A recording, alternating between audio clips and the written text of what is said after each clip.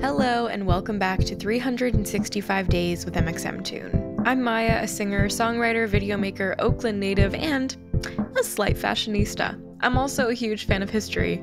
I love untold stories, gross facts, hidden secrets, and anything weird, dark, and funky from the past. Each day, I'm going to share one of my favorite deep cuts with you, so let's take a look at today's story. It's 365 with mxmtoon.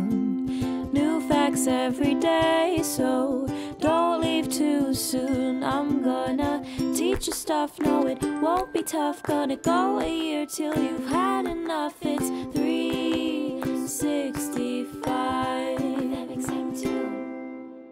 On this day in 2019, Rihanna announced her new upmarket fashion label, Fenty, with LVMH, the world's largest luxury group. LVMH is home to brands like Dior, Marc Jacobs, Louis Vuitton, and more. Rihanna made history as LVMH's first black female designer, and she created their first new fashion house since Christian Lacroix in 1987. Let's look back on Rihanna's history in fashion over the years. It's not uncommon for musicians to pivot to fashion. Artists like Jay-Z, Beyoncé, Jessica Simpson, and Adam Levine have their own lines. But since 2011, Rihanna has been building a fashion empire.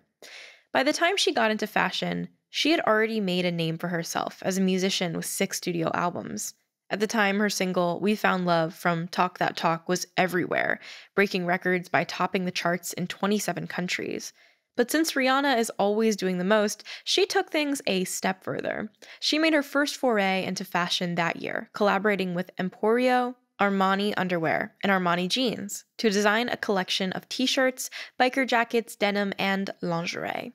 She was the face of the line too. She modeled in a series of edgy black and white photographs posing in lace garments in a glamorous high-end car.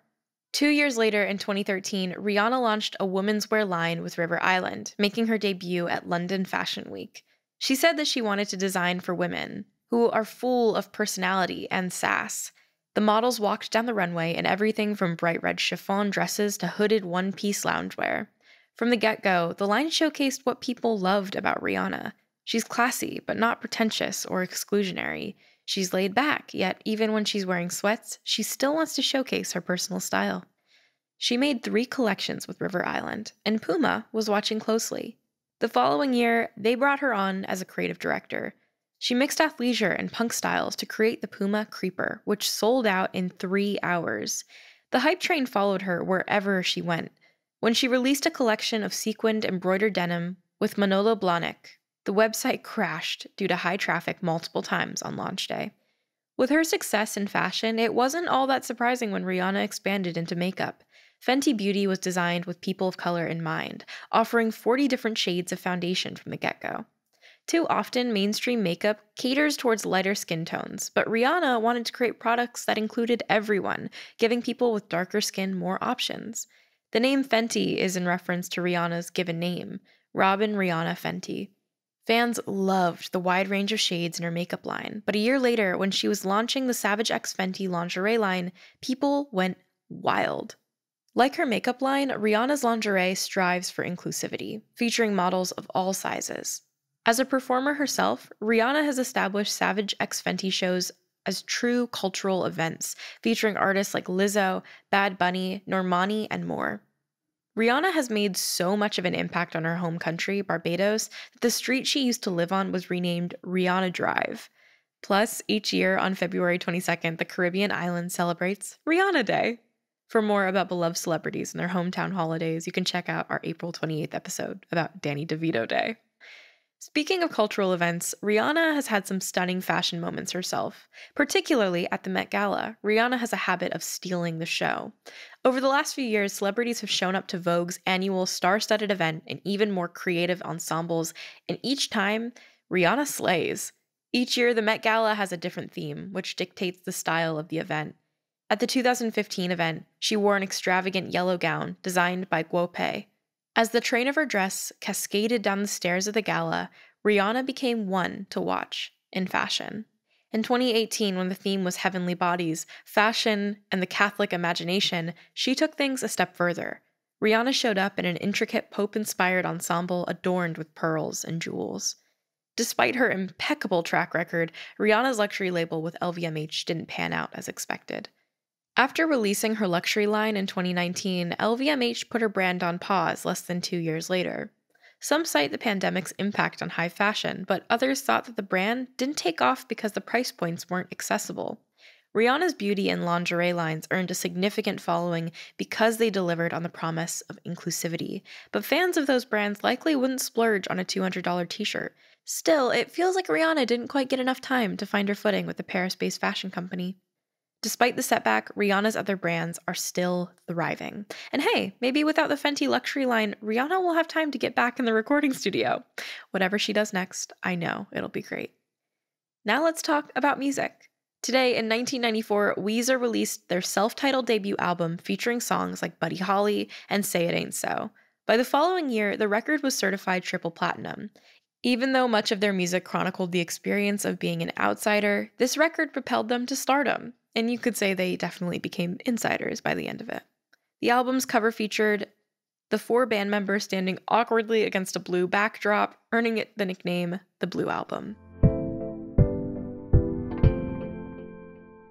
And now for our final segment of the day, I'm going to be going into my own photo archives to see what I was up to on a May 10th in my life. So I'm looking through my photo archives, and to be honest, I don't know if I have a whole lot of interesting things. May seems to be another dry spot in my life. I don't really seem to be doing that much exciting stuff.